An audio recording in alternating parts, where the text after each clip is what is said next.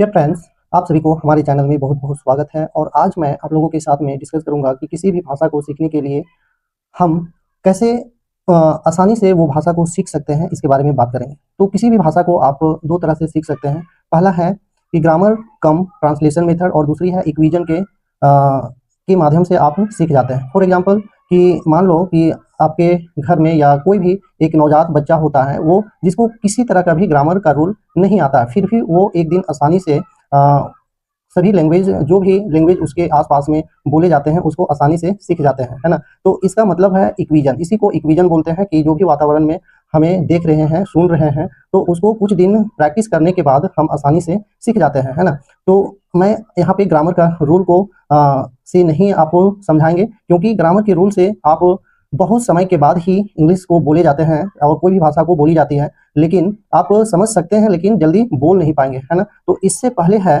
कि मैं आपको आसानी से कैसे आप सीख पाएंगे, तो मैं उसके लिए मैं इक्विजन के माध्यम से आपको सिखाऊंगा। इक्विजन का मतलब होता है कि जैसे कि हम बोलें कि I am a teacher, okay. तो ये सेंटेंस को आप सुने, आई एम अ टीचर।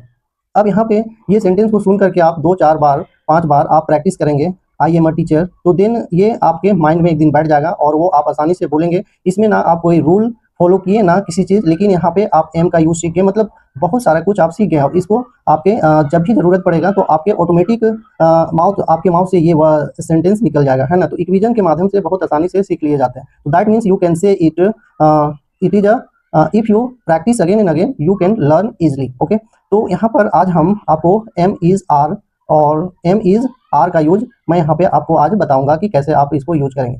जैसे कि कोई भी सेंटेंस का स्ट्रक्चर होता है, तो स्ट्रक्चर फिर मैं बोल रहा हूँ ताकि आपको ज़्यादा अंडरस्टैंडिंग हो, है ना। तो स्ट्रक्चर नहीं, यहाँ पे मैं सेंटेंस में एम इज आर का यूज करके बताऊँ। इससे पहले आपको जानना है कि कौन से किसके साथ में एम इज आर का यूज किया जाता है। जैसे कि आई, वी, दे और ही, सी, कोई सिंगल नेम और डबल नेम, है ना। इतने को आपको याद करना और इसी के साथ में आपको प्रैक्टिस करना। जैसे एम एम का यूज होगा आपका आई के साथ में एम का यूज होगा। उसके बाद आपका वी, दे, यू और कोई डबल नेम, है ना, के साथ में आपका आर का यूज करना है। उसके बाद ही, सी और कोई सिंगल नेम के साथ में आपको इज का यूज करना है ना। तो इसको आप कैसे हम बनाते हैं, तो अब हम लोग एग्जाम्पल देखते हैं इसको, है ना। ये थोड़ा सा मैं एक रूल बता दिया कि so that you can understand better, है ना। तो नाउ जैसे कि अब यहाँ पे सवाल आता है कि एम इज आर, है ना, जो है इसके बाद में 3 थिंग्स आते हैं। 3 थिंग्स करने के मतलब है कि एम के बाद वर्ब आ सकता है, नाउन आ सकता है, एडजेक्टिव आ सकता है ना।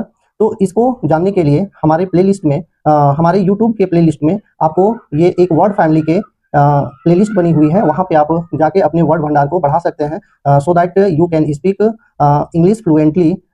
जितने भी रूल है उसको जान जाने के बाद आपके पास एक ही कमी रह जाता है कि आपके पास जितना ज़्यादा वर्ड पावर होगा आप उतना ही ज़्यादा एक फ्लुएंट स्पीकर बनेंगे। एंड प्रैक्टिस, ओके, जितना प्रैक्टिस करेंगे। तो डियर फ्रेंड्स, तो उधर नहीं जाते, अब मैं आपको एग्जांपल बताता हूँ। जैसे कि जब भी हम यूज करेंगे, है ना, तो आई एम अ टीचर, तो आप इसको ये सेंटेंस को आपको 3 सेंटेंस बनाने हैं। आई एम टीचर, इसको बनाना है I am not a teacher. Next है am am a teacher, am I a teacher, okay, sorry, am I a teacher. Next है आपका, तो अब ये तो आपका क्या हुआ, ये नाउन के रूप में। अब यहाँ पे अगर हम वर्ब यूज करें तो आपको कैसे करना है, तो वर्ब में यूज करना पड़ेगा आई एम टीचिंग यू, है ना, I am teaching you, am I teaching you.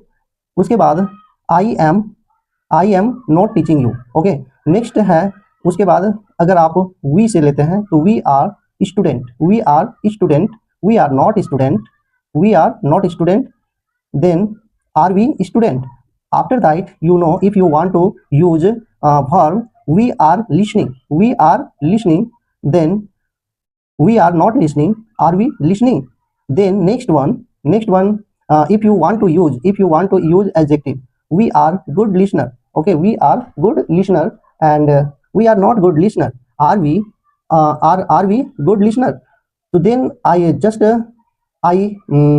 have told you about the 3 use of word, okay, noun, verb, adjective. So like this you have to practice again and again, so then you can understand. That means कि whatever you can practice, जितना आप practice करेंगे उतना ज़्यादा better आप सीख सकते हैं, ओके। तो नेक्स्ट है अब यहाँ पे ही का, है ना। He is a boy, he is a boy, is he a boy, is he a boy, next है आपको इसको is he a boy, he is not a boy, is he a boy, like this you have to practice. अब इसके बाद is के बाद जो है इसको आपको करना है वर्ब का यूज। तो he is playing, he is playing, he is not playing, is he playing, है ना। तो ऐसे आपको यूज करना है। अब यहाँ पे नाउन हो गया और वर्ब का यूज हुआ। अब इसको आप adjective, he is good, he is good, तो यहाँ पे he is good, he is not good, is he good, तो ऐसे आपको यूज करना है। नेक्स्ट आपको सी का देखना है। तो she is good, she is good, she is not good, she is she good. तो ये फर्स्ट यूज देखें। सेकंड में अगर if you want to use verb, है ना, she is playing hockey, she is playing hockey, she is not playing hockey, is she playing hockey.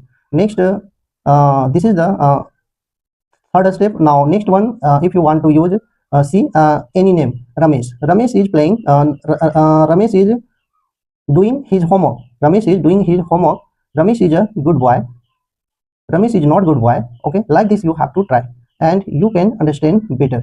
yeah friends, तो यहाँ पे अभी हम लोग इज एम आर का यूज देखें, और एक डबल नेम में तो आर का यूज होगा, है ना। Double name that means one more name, है ना, एक से ज्यादा नाम रहेगा तो वहाँ पे आर का यूज होगा।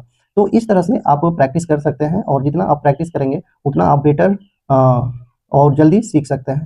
तो इस वीडियो को देखने के लिए आपको बहुत बहुत धन्यवाद। और अगर आप हमारे फेसबुक पेज और यूट्यूब चैनल में देख रहे हैं तो यूट्यूब को सब्सक्राइब करें और ये फेसबुक को फॉलो कर लें। Thank you for watching this video.